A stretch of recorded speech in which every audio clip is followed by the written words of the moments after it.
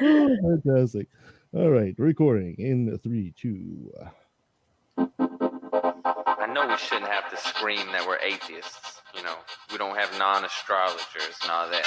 But with religious people taking over the world, I mean, we can either speak up or be pushed into a corner. I'm proud to be an atheist, a skeptic, a non-believer, an infidel, a heathen. I call it how I see it. I say it's ignorance and you just call it faith and unsubstantiated claims. That's something to be ashamed. I'm an atheist. Coming at you from beautiful BC and Calgary, Alberta. This is Left of the Valley 2.0. My name is Kevin, and I was born a male. I identify as a male, but according to Stouffer's, I'm a family of 4. Joining me as usual is the lovely Christine. Hi, Christine. How you doing? I'm doing really well. How about you? Great. I hope you had a great week. I did. Yeah. I'm not in Calgary, so that's Oh, a yeah. Well, good thing. Yeah. you're just traveling all over the place right now.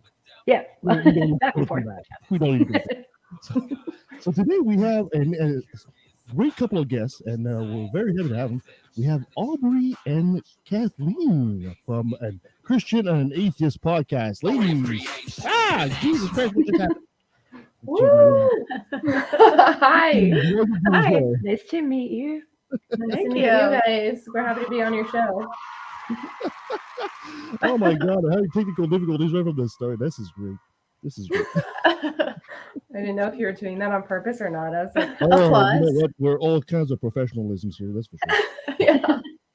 Oh man. Ladies, welcome to the show. It's really great to have you guys on board here. We're going to be discussing your podcast and all that, and what would you guys do in the show. But first, let's try to get to know you a bit better. So, Who wants to go first? Give me a quick bio as to who Kathleen and Aubrey are. Do you want to go first? Sure. So, hi, I'm Aubrey. I'm the Christian. I grew up in church my whole life, but my parents, I come from a blended family, so there's all kinds of chaos behind that. So they kind of would just drop me off at church, whereas Kathleen grew up in church and she was there with her family, and they basically read the Bible front to back every day. We lived there. I didn't grow up that way, and I currently go to a non-denominational church called Life.Church. It's not Life. Anyways. And so my Christianity is a little more fluffy and a little less fire and brimstone. And I'm also a really chill person. Whereas if someone says, hey, I don't believe this, I'm not like, how dare you? You know what I mean? Where my Southern Baptist grandmother would be like, you're going to hell. And so I kind of soften the blow and just be like, hey, have at it. You do you, because I don't have a say in any of this. And so I have 3 children, and I've been married for ever. I don't even know how long. That's how long it's been. And we live in Oklahoma, and I'm just one of the weirdest people you'll ever meet. Super high energy. Have a good time. I'm all about the good times. You're on the perfect show if you're one weird person at this point. Sweet. I'm so glad. I love the idea of using the word fluffy Christianity. I think that's one of my favorite things now. Fluffy Christianity. So it's basically, to explain it, it could be called, if you want to be a little more professional about it, a progressive Christian, where I don't adopt I don't carry all of the things that comes with Christianity, and I'm not afraid to say that. So as far as things that I do believe in Jesus, and I do believe, I go by the teachings of Jesus Christ, and my place in this earth is to love in that way. And so I don't like a lot of the Old Testament. I don't like a lot of the gross stuff that the Bible brings. I'm sorry, Jesus, if that's upsetting. No, I feel like Jesus and I are good. So yeah, but that's the original 1.0 version. Then Jesus came and they got the Bible 2.0, right? I mean, there you go. Yeah, some of this stuff I'm like, what? Calm down. And people taking it literal, I'm like, take a deep breath. We'll be all right. Yeah. So that's me in a nutshell, literally. Yeah. Good. Let's move on. And your partner. Okay. So I'm Kathleen. I'm obviously the atheist. I grew up Mormon. My parents and my siblings and all of us, we like super Mormon. I was there every Sunday, every Wednesday. I went to early morning seminary 5 days a week. I went to BYU, super Mormon, did it all. And after becoming an adult and getting married, my husband and I started kind of taking a good hard look at what do we actually believe and what have we just been doing because it's what we've always been doing. And a lot of the things that are problematic within the Mormon church, specifically, the way the church handles situations with minority groups and marginalized peoples, and specifically people of color, women, the LGBTQ plus communities, that sort of thing was really not something that we could be okay with. And so we started taking step backs from the religion, and that led us completely out of religion completely. So we are both atheists raising kids in a conservative, very Christian area. So, but yeah, it's kind of, it's an interesting dichotomy of growing up super religious and studying scripture and studying the Bible. And obviously that was through a very Mormon lens. So it's a little different than what a lot of people are used to. But I did read the Bible. I did read it multiple times. I have of it memorized still, My condolences. Yeah, thank you. Yeah. Christine, So many I hours don't know Christine, I don't know if you've noticed, but I gotta say, first of all, that these two ladies are absolutely adorable. And Yeah. Oh, I get this Yeah. Fox and the Hound vibe from them. It's like, What did you? A what vibe? right? The Fox Yeah. and the Hound of Disney. Oh, Fox and the Hound. I love that movie so much. I love it. that. Which one is this? But we're not doing any kind of hunting. I do hunt, but I don't go after foxes. I'm a city person. I don't even. My idea of hunting is like which shoes I've got to buy. No. We will get into the crux of what your show is, and I really love the idea that two quote unquote supposed enemies are doing a show together, and I love this. Yeah. But first, I gotta ask, Aubrey.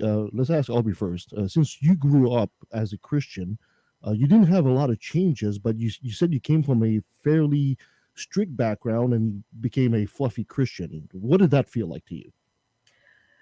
It was a lot of like tug of war.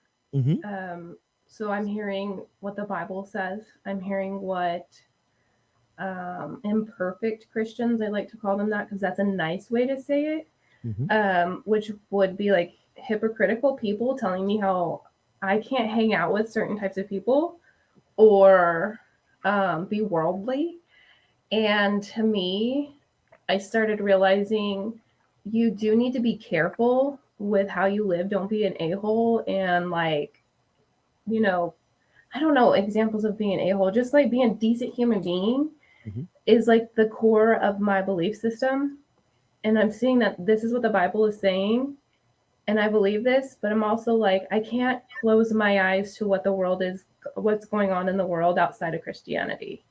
Yeah, that's and I can't, and it's like, we can't just close off different religions as well and say, because this is the one religion, all these don't get to be looked at. And so it's just really important to me to see, like, I 100% believe God created the earth and everything in it. So I'm going to fully seek out all of God's creation in a really smart way because, I don't know. I just don't feel like I should limit myself. And I don't think God wants me to. So as long as I keep strong in that faith and don't push God away in the situation, which strangely enough, I haven't had the ability to. So I've tried. I'm like, I don't know about you right now, but it didn't work out. So me and God are still tight. So no, it's just something that I need in my life. I don't need religion.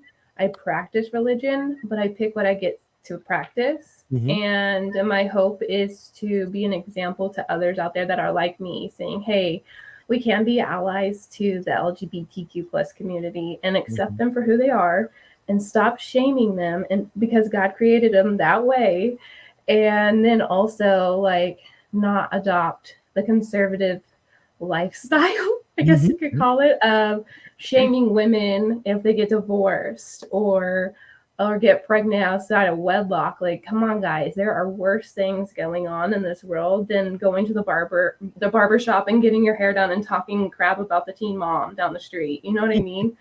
And so I don't know. It's been an interesting tug of war to get to where I am now, because I did struggle when I met Kathleen. She and I are such fun personalities together, and I adore everything about her.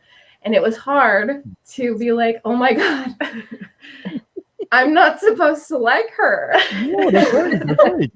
And She's why? a infidel. Yeah, like she's doing everything that I'm not supposed to be in community with. I'm not like it says, like, if you're in community with people that are doing worldly things or not believing in God, it's a bad influence on yourself, and then you're going to turn out to be that way. And so I was like, I got to be careful with who's influencing my life. And then I just was like, God, what the heck? This is another person that you put in my life, and now I'm like supposed to not have conversations with her. And so I just felt like, in my opinion, the way God was like, no, that's not how this works. So I just kept talking to her, and I didn't ever once feel guilty about it. I just kept having in the back of my head all this wild biblical beliefs in my head, and I was like, I'm gonna reject this and see what happens. Let's start a podcast.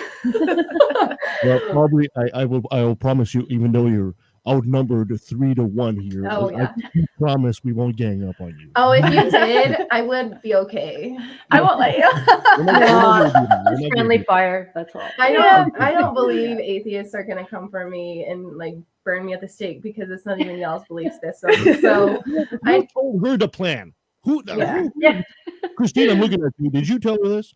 Have you ever seen that atheist agenda thing? Right? You know. Yeah. No. I actually.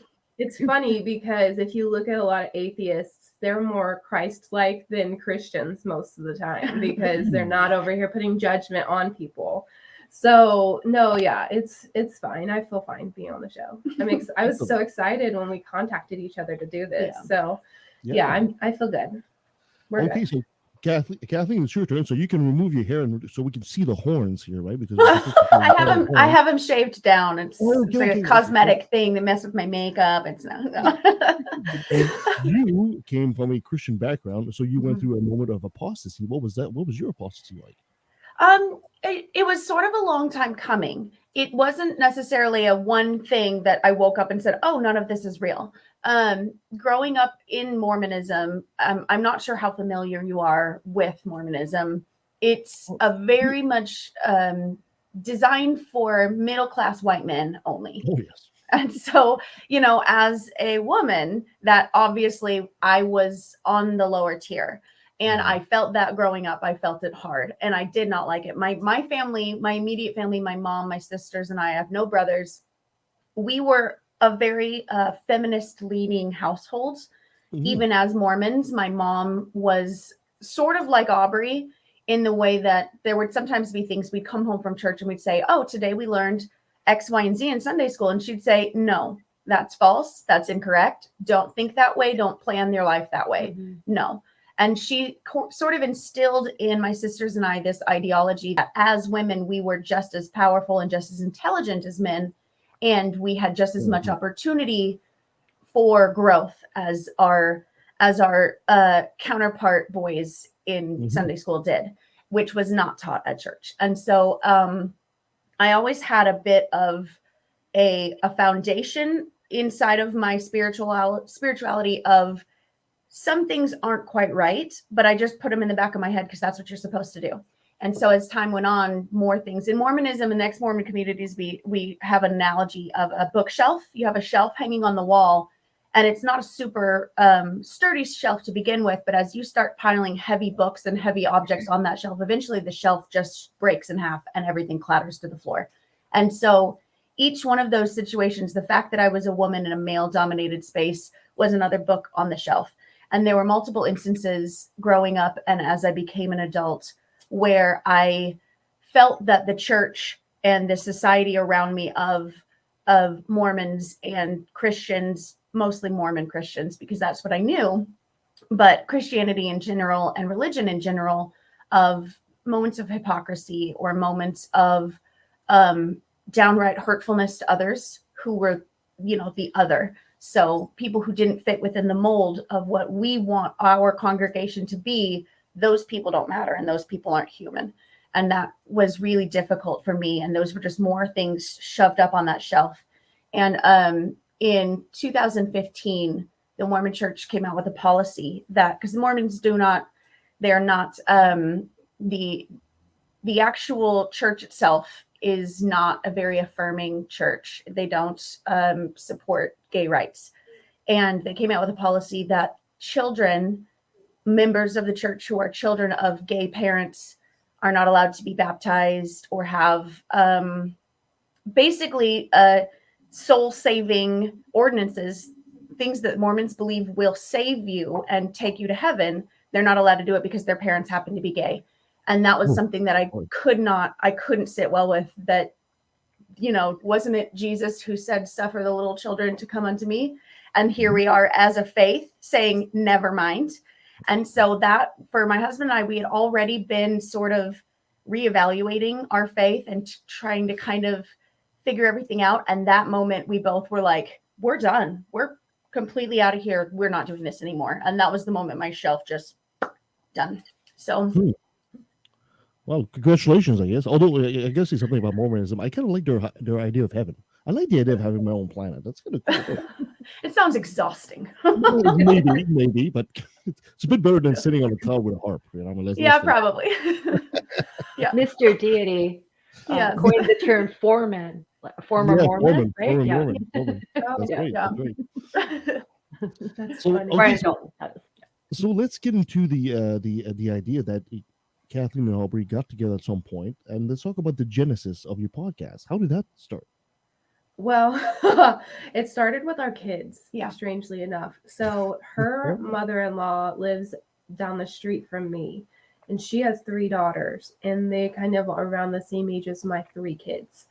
And so when they would go visit grandma, they would be in my neighborhood and my kids are outside. They're seeing kids. They ended up getting together, and they have been friends. They were friends 2 years before she and I became friends. Yeah. So it wasn't like we were avoiding each other. It just didn't seem to work out. I'd see her at Target a few times and be like, oh, because I'd see the kids with her and I'm like, oh my gosh, because I know the kids. Mm-hmm. And then I'd see this woman with black hair and I'd be like, golly, she's so pretty. And she's intimidating. Hi. And so, and I'm like, she probably is like, oh my God, the Christian neighbor. And It's so like, wait, I'm supposed to know her name and I don't know her name, and shouldn't I know her name because she like hangs out with my kids all the time? And so it started with the kids. And then one time she was in my backyard and I met with her a little bit there. And I felt like it just wasn't, it didn't feel like it was time yet. I know that sounds really weird. And then one day, out of the blue, we meet at the neighborhood pool and we see each other, and I just sat next to them because I know her mother-in-law is my friend, and I've heard lots of stories about them leaving the church and then just things about the Mormon church. My mother-in-law is still very active Mormon. Yes. And us leaving the church was very difficult for her and caused a lot of stress and depression and makes really so much hard sense. things in her life, unfortunately. It would be devastating. I get it. I get both sides, and I respect so much your leaving and then her being like, oh gosh, because it's like you really are trained to be like, well, it doesn't look good on their side. No. But anyways, When you leave the Mormon church, you're essentially committing social suicide. I was going to say, aren't you supposed to be shunned? No, Right. so Mormons don't do. I think it is a very common thought that people think that is taught in Mormonism. It's not explicitly taught per se. It's sort of an around the back sort of situation. They are taught by church leaders that if your family members or friends leave the church, bad things will happen to them. And it was taught to my family when my husband and I, and subsequently our children, bowed out of Mormonism. It was taught to our family members and our friends that we would be divorced drug addicts, when our children would be on the street, and all of these horrible things would happen. And when that didn't, the only thing that happened was I got a nose ring. Like, that's the only thing that changed in our lives, really. Like, well, there's the mark of Satan. I've seen whatever. yeah. And so that for a few years there was a lot of fear around us and our kids, specifically the girls. Our kids were our parents and our family were really afraid of what's going to happen to these kids, and nothing did. So I got to experience seeing the mother-in-law kind of go through the ending of that. So the beginnings, I didn't see that, but as she finally was like, she was like, oh dear. And now she's like, okay, I have respect for this, I think, and I can deal with it. So I see them at the pool, and I was like, her and her husband, and I was like, okay, tell me everything about leaving the church. Like, what the heck? Who in their right mind leaves Christianity? How much time do you have? Because I had never talked to an atheist about leaving church. And I was just, first of all, Mormonism is so freaking weird. And the things that I've heard, and I'm like, tell me what this means, because I'm getting a Mormon's perspective and I want to know someone who left. Mm-hmm. And so they word vomited all over me about all the things. She caught us on a day where we were like, okay, let me tell you everything. And they're like, bah! And so that's awesome. So we got all the things told to me, and I just we bonded in that moment, because one, we approached each other with respect. Yeah. I've never been disrespected by either one of them. And you've never been disrespectful towards me. And there's no reason to be. Yeah. And so weeks and weeks later, so it started in the beginning of summer, and towards the middle of summer, I was like, wouldn't it be fun to do a podcast called The Christian and the Atheist? How many minds can we blow? Like, because I genuinely appreciate her as a person, and I feel like it's reciprocated. Mm-hmm. And we're are you guys in the United States? I'm pretty sure you're not. Canada. No, we're in Canada. Yeah. So Calgary, which the United States is having some issues, okay? And it's been nuts. Oh my God. And we're there watching it. And we're like, help. Let's be Canada, real. The United States has only ever been having issues. We've never not been having issues. Well, listen, okay. So it's just That's coming to light. Yes. That's another podcast. By the way, before I forget, I do have Mormon family in Calgary, Alberta. Is that right? Wow. Yeah.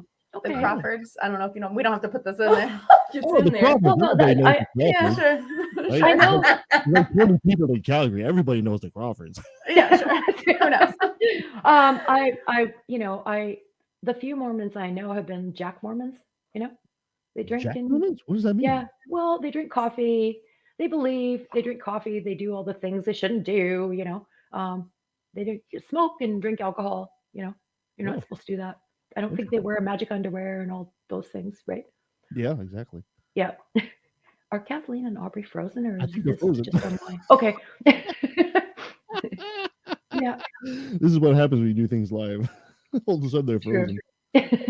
Oh, I think they came back. Hey, there we go. There we go. I think they're back. I think so. Okay. Yeah, there we go. You guys Hello. froze. Hi, welcome back. Thank you. Is that our break? Anyways, I'm just kidding. So no, I think after that trip to the pool and all that, we started hanging out more. Mm-hmm. We would have drinks on the back porch and let the kids play in the backyard. And a little loosened up me was like, I can do this. I can be friends with her, and we can do a podcast. And I've been a Christian. I've been a Christian my whole life. Let me tell you one thing. Let me tell you how much I love you. I love you, Kathleen. I love you. I'm like not in love with you. No. But I love you. That is fantastic.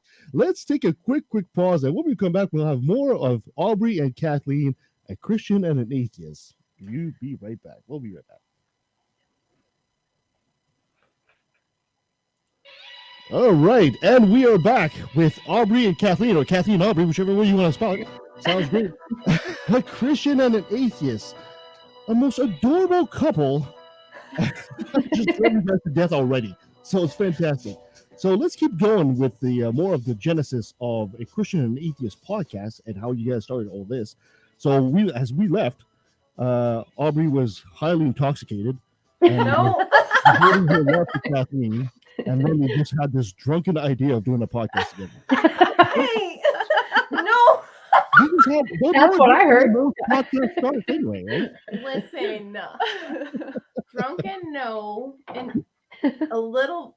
I had alcohol, but I wasn't. I was clear. I was so clear. No, I don't think I was drunk then. Like, No, I'm not too. that bad.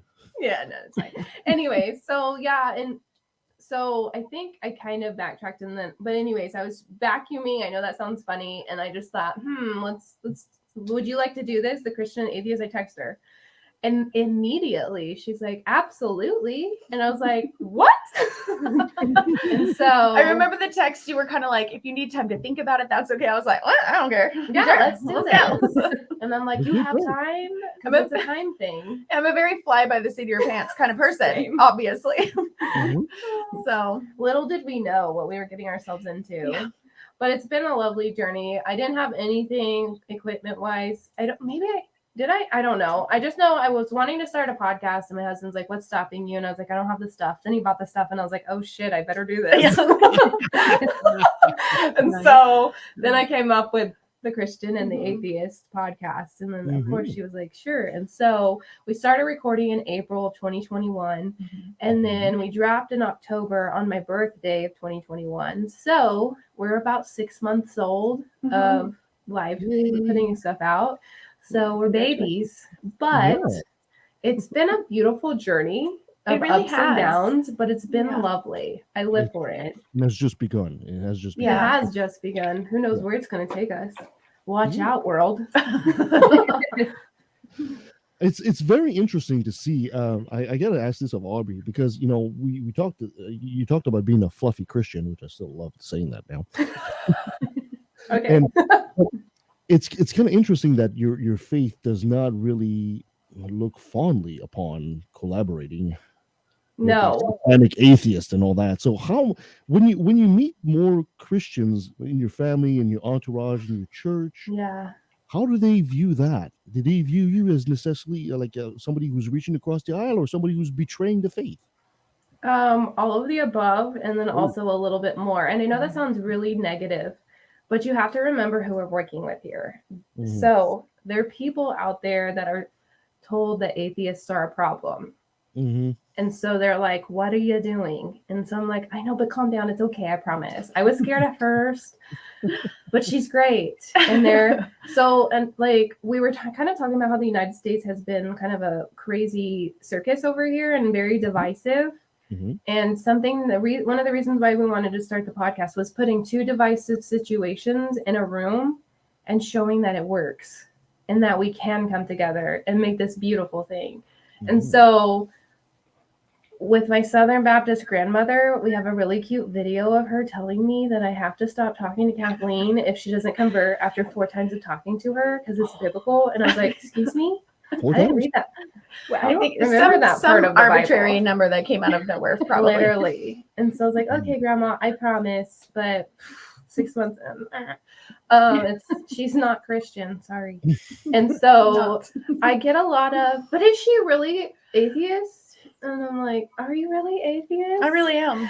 Another thing that's crazy that happened to us is we got in a really bad car accident and we both walked away after the car accident, and we should have not walked away. We got hit by 2 semis going 70 miles an hour. And the fact that the only injuries we had was like minor concussion, bruising, Seatbelt. whiplash, was Oh. like crazy. And so we get a lot of, does she believe in God now? And I'm like, no. And they're like, what do you mean she doesn't believe in God? And I'm like, I'm sorry, I can't help you there. I don't have control.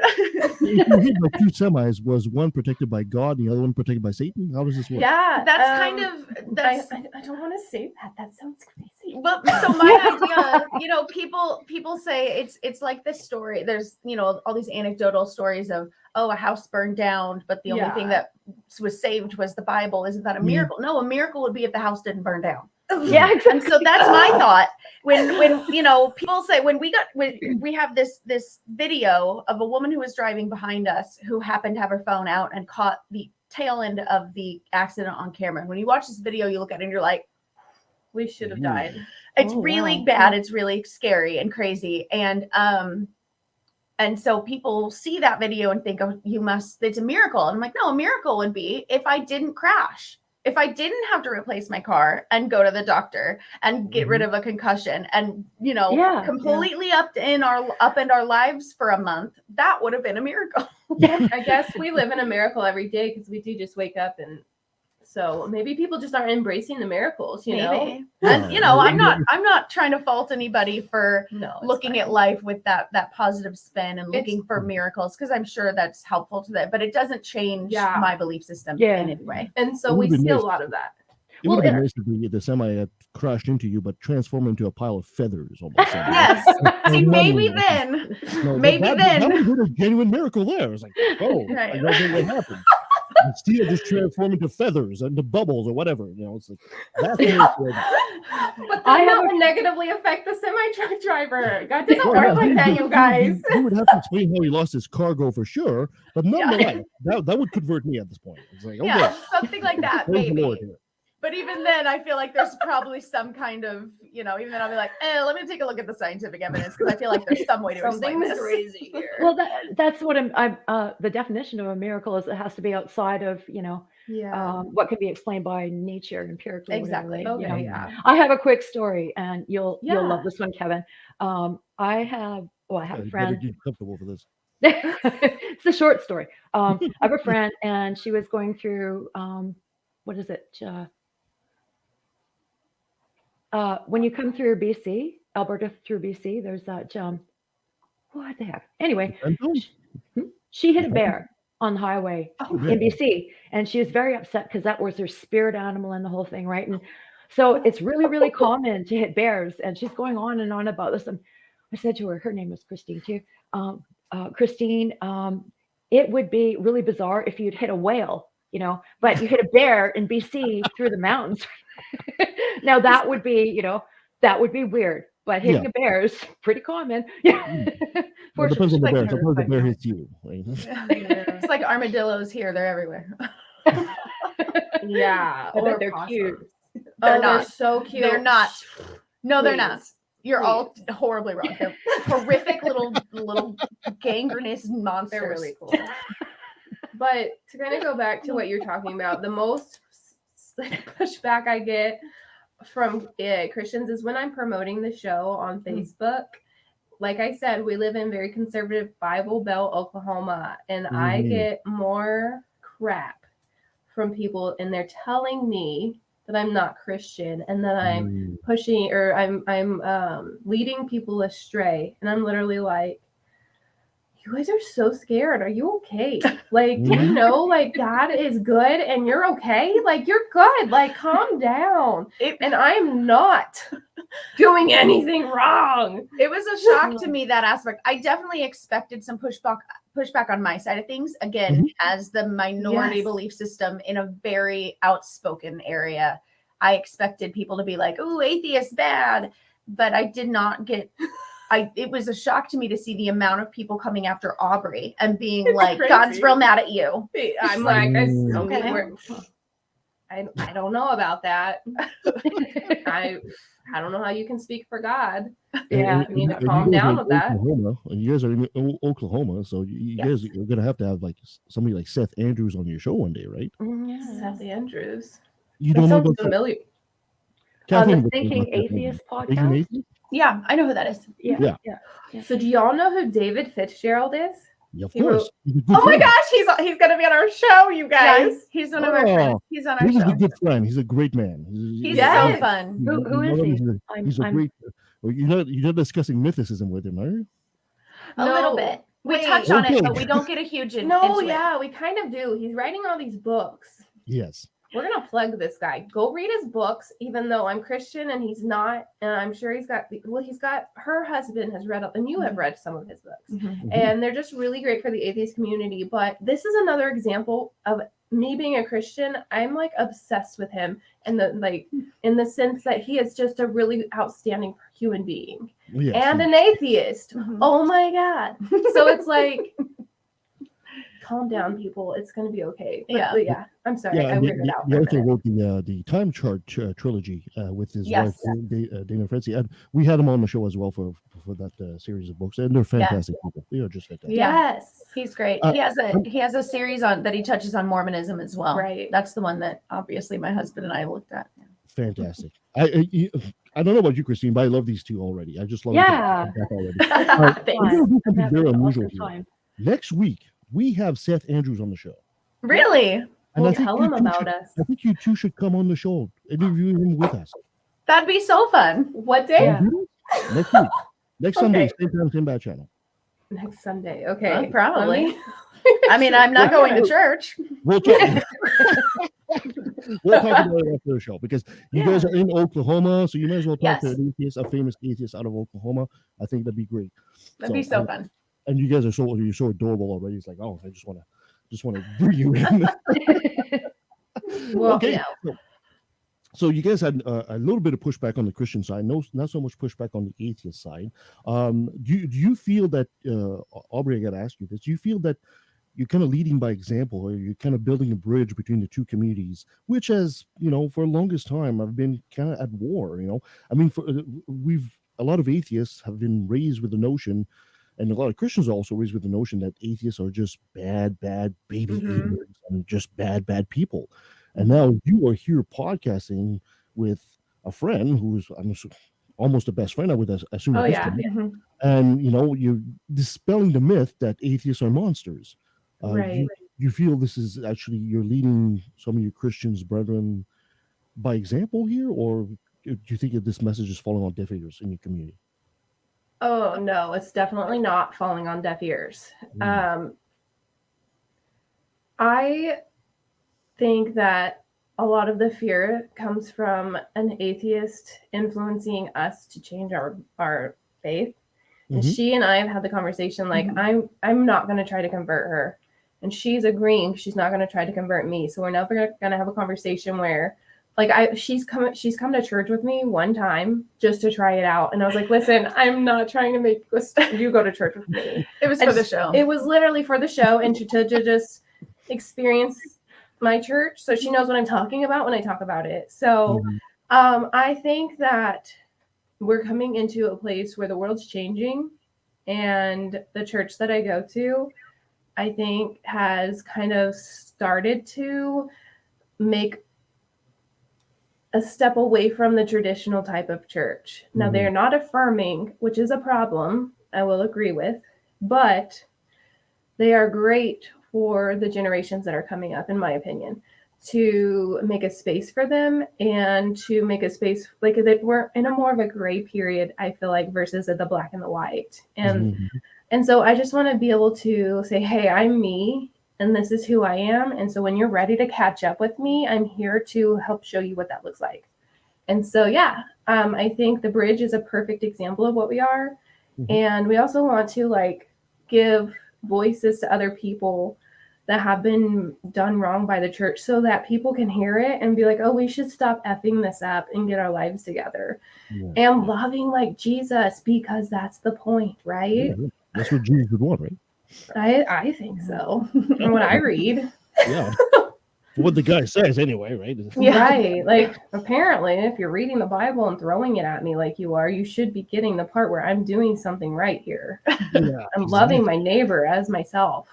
Exactly. Love your neighbor. There you go. Yeah. We did a little bit about this a bit earlier. You guys are both in the United States, and here in Canada, we've been watching the U.S. for a long time. I'm sorry. We're sorry. Oh, thank you. We appreciate it. We're drowning. The United States is in this very unique position of being probably one of the only countries in the world with a secular constitution. Yet you guys are essentially one step away from becoming a full-fledged theocracy. Yeah, As all the time. As compared to Canada, which actually does have a preamble to a God in our constitution, but Oh. we're much more secular. In 1987, the Supreme Court ruled that Canada would rule as a secular country, and we're nowhere near the kind of level of I don't want to say fanaticism, but the No, kind that's of the right stuff word. It's correct. the kind of stuff we experience in the States. As a Christian, as an atheist, when you look into the influence of Christianity, evangelical Christianity, into your politics, what are your thoughts? This is not the level of question they're expecting, right? It's not great. The answer is that it's not helping anybody, at least on my viewpoint of things.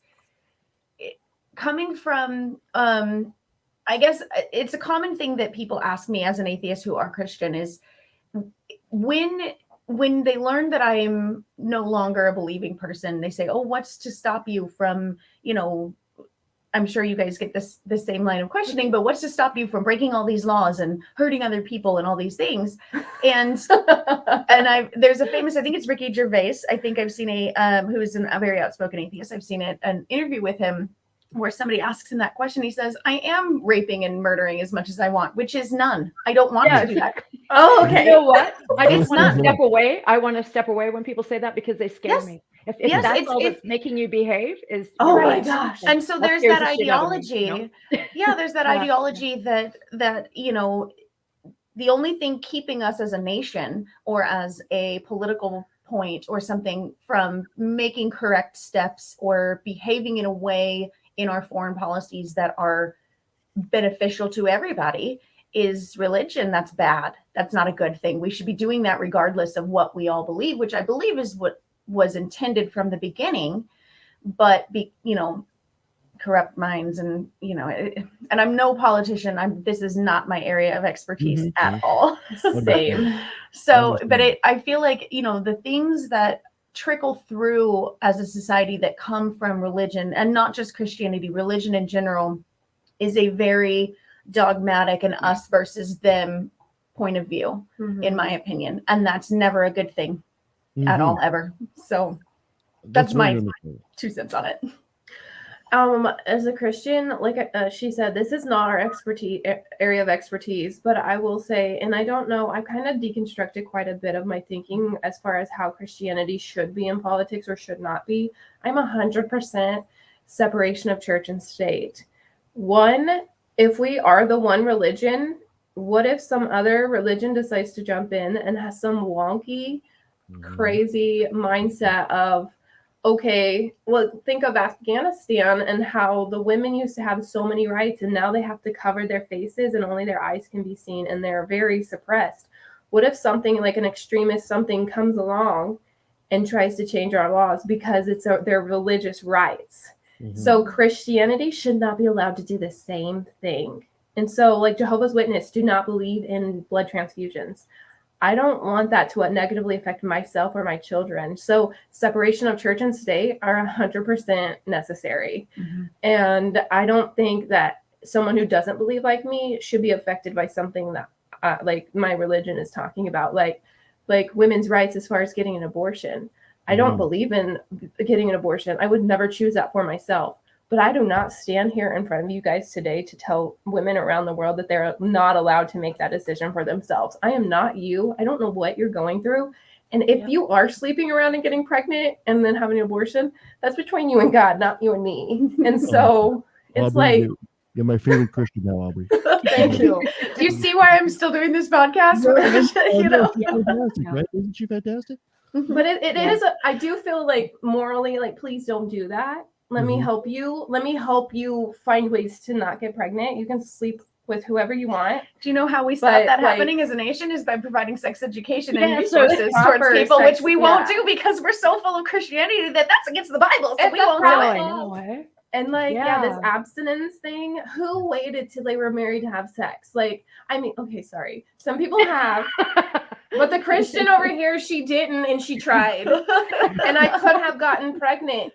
Yeah. And it's like, it's okay. Like, we're humans. We have these hormones, whatever. People need to calm down with not being realistic, not using science. You know, God created science. Like, quit being so freaked out. It's okay.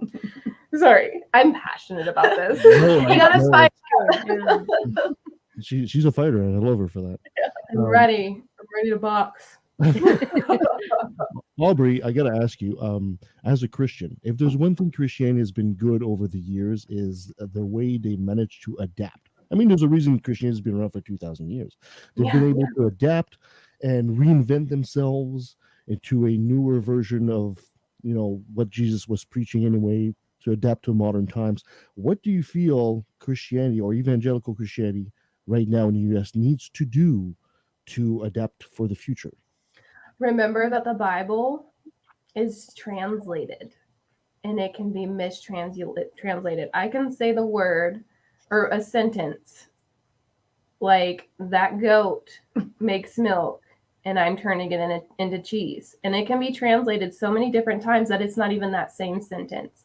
Mm-hmm. And so when you read that no man should lay with another man because that is a problem, where the hell did that come from? You know what I mean? So there's so many mistranslations that we need to calm down on saying this is the absolute word because it's in English. You need to go learn the language that it was originally written in and then read the Bible and tell me that is the word of God.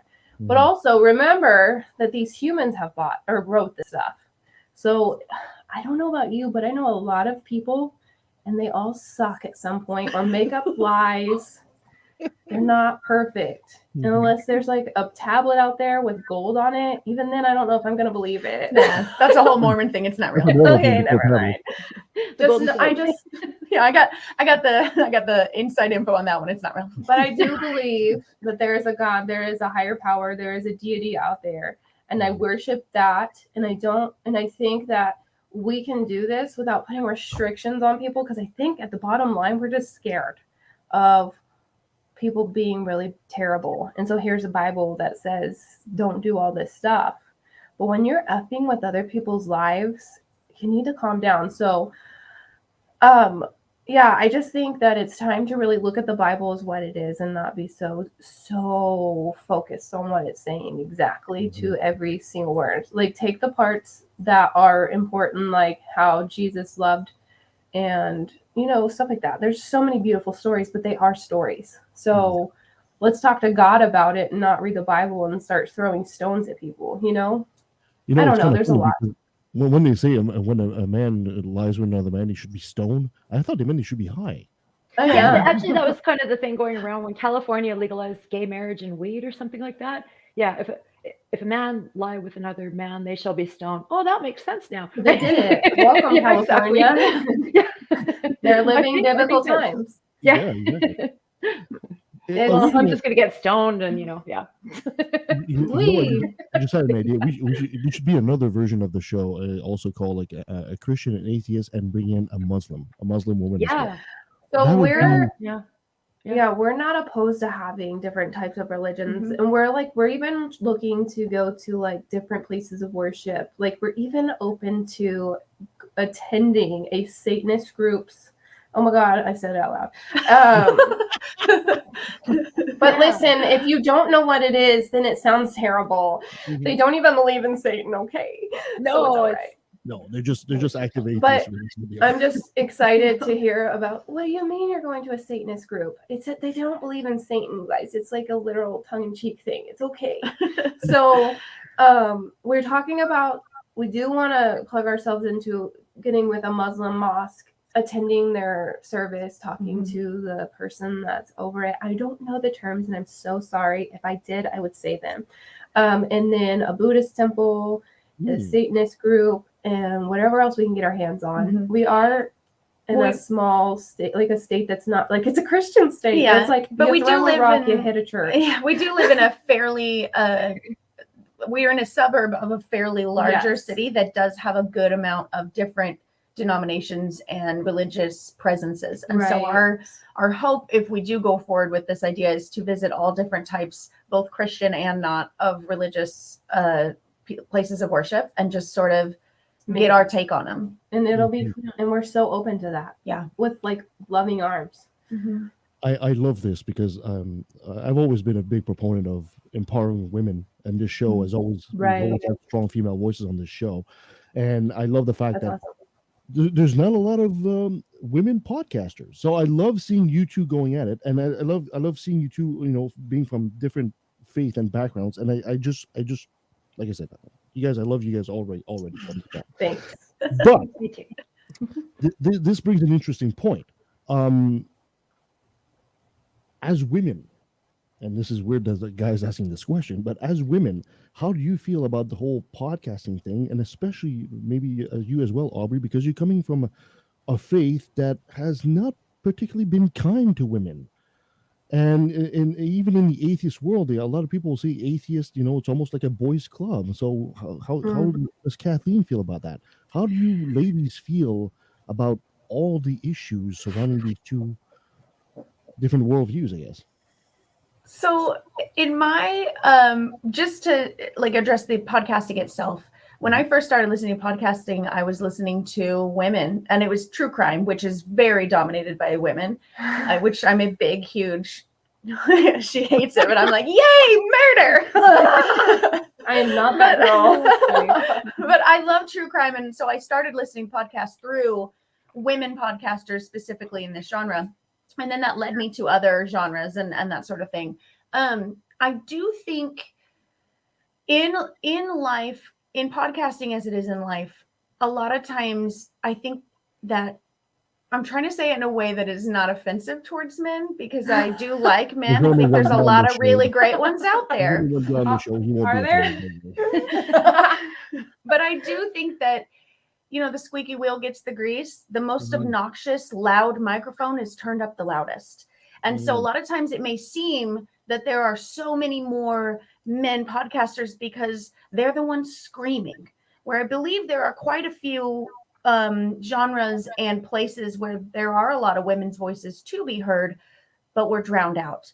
And so I think that is maybe, if you look at the actual numbers and stats, there may be more of this and more of that and whatever. But in general, I feel like women, our voices are becoming louder. As that happens, it's only beneficial towards everybody, because that, like our show shows, getting a different point of view is only helpful to grow as a person and to, benefit your own self and those around you. Yeah, exactly. Yeah. Exactly. I definitely agree with that. Like, whereas, okay, so I'm gonna plug my church. I'm sorry. So my church that I go to actually has women pastors. Oh. Now, oh my gosh, crazy, right? So yay for them. And they are seeing that women are anointed by God to do the things men are doing too, if not better. But I might be biased because, I just feel like we're awesome. I also believe men have great qualities too. I don't know. We're pretty cool. And we have boobs. Sorry. So watch out. But no. So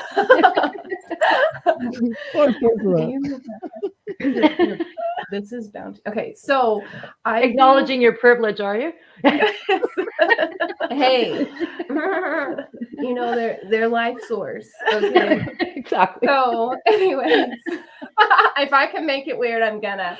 But no, I think if I was still in a church that believed that, I did grow up thinking I wanted to be a pastor, you guys. Crazy story. So I wanted to be a pastor, and I was told I couldn't be by different types of people. My family have said that to me. My grandmother, which is the one that we talked about previously. And it's been kind of interesting. So yeah, I don't know. But the church that I go to now is so uplifting in that I'm like, I don't know, bring it on. We're ready to take this on, and we're strong enough to do it. And I'm sure there's people out there that are up for it, listening and tuning in and being a part of the movement that we are, and others that aren't. And that's okay. That's one of our taglines, and that's okay. Yeah. I find it interesting, and I kind of want to push that a bit further, Aubrey, if you don't mind, because the fact that traditionally women have not had the respect to be in those roles of being pastors and church Right. leaders. Today, they were kind of starting to see that, and you could sometimes blame simply tradition, old Mhm. boys club tradition, but there are also things in the Bible itself that specifically says no to women. So how do you jive with that as a Christian yourself? And I wanted to be a don't. pastor, which I, by the way, you totally should be a pastor. I don't. Oh, thank you. I am. This is my church, you guys. Welcome to my church. I'm speaking the good word. Y'all aren't burning. I was going to say my equipment's going to catch fire. Stop. The part that where you screamed gave me so much life. But I don't know. Can you ask the question one more time? I'm sorry. I'm just saying, you can say that women haven't had their fair share to Oh, the be Bible. church leaders, but in the Bible itself, there are some passages that basically kind of says, no, you guys can't. And so how do you drive that as a Christian trying to be more progressive? And the Bible telling you no. I say, did God go to a man and say you're going to have a baby and he's going to change the world? No. Mary did that. Oh. And she's the one who, that's how we got Jesus. Yes, God, in the story, that God said, you're going to have a baby because I'm going to implant this baby in you, which sounds crazy. I know, I'm sorry. But believe it, I'm sorry if that's not your thing. But that's, even if it's just fake, it is a story in which the higher power picked a woman to do this. If this higher power could have picked a man, he could have, but he didn't. He picked a woman. So tell me women can't do things in a really amazing way. And to the other stuff in the Bible that's like, y'all can't do this. I heard there's many books that didn't get put in the Bible that were written by women because certain men decided it can't be in here. So shut your mouth. Like, I don't know. I just take it with a grain of salt and say, well, me and God have conversations often throughout the day. And so far I haven't been told sit down and shut up about that. A lot of things, yes. But yeah, I don't know. Like, if you have a problem with it, talk to God. I can't help you there. There we go. You got a problem, go talk to the big man upstairs. He's the one you're talking to, right? I'm I'll go sorry. get my And by the Bible. way, I also don't think God is a he. So me saying he is really difficult. I'm sorry. No, that's true. That's true. It's part of the raising I have. So saying like they is different. Pronouns are hard sometimes. Oh man, I love you guys. So down the road, what do you guys hope to achieve with the show? And is there so far your show doesn't really necessarily have guests and stuff like that? Do you guys plan on bringing some guests? If so, is there a particular guest you'd like to have? So we do have fairly often we have guests. A lot of time they are just friends or people that we've come across in various going abouts of life who have a story to tell, whether it's a religious story or not. We have episodes where obviously focused on religion, like I talk about Mormonism quite often, and we have episodes with some of my ex-Mormon family members or my active Mormon family members and friends that are still, and they share their perspective. But we also have, we have things talking about, for example, Aubrey grew up with a sister who had a terminal illness. And so she talks about what it was like as a child of a sibling who was terminally ill. And so we talk on a wide range of topics. Religion is obviously part of that discussion because it's part of who we are as people and part of our show and our goal.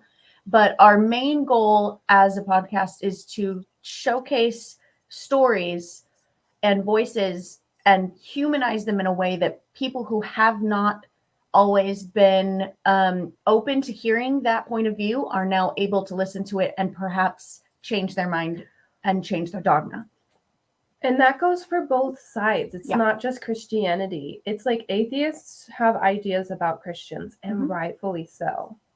So here we are to show, okay, I chose church and I'm still going to it. Then we have a bunch of people, like we have about 4 or 5 people that have come on our podcast that are still active in church. Some of those episodes have not been dropped yet, but some have. And then we have people who have been pastors and then they went to conversion therapy because they ended up coming out as gay. And they were like, oh crap, I'm gay. I got to go to conversion therapy because I'm a pastor and this is what I'm supposed to do. And then he was like, yeah, I'm just going to be gay and stop being a pastor. His story. And now he's our drag queen friend. Yeah. And so I was like, let's get you on our show. I want to talk Yeah. about this. And so we showcase a transgender woman and a polyamorous, not crazy like they're crazy. It's a polyamorous couple. And oh my gosh, how fun is that, right? Like for them, not me.